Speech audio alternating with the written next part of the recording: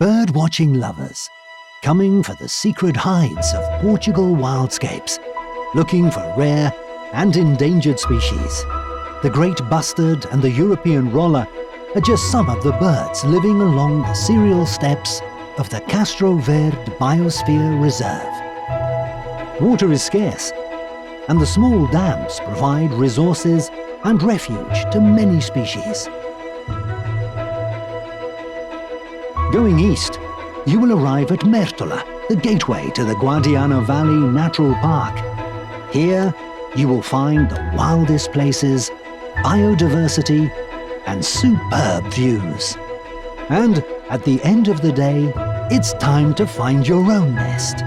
There can be no doubt that Portugal Wildscapes is a remarkable natural experience for bird-watching lovers.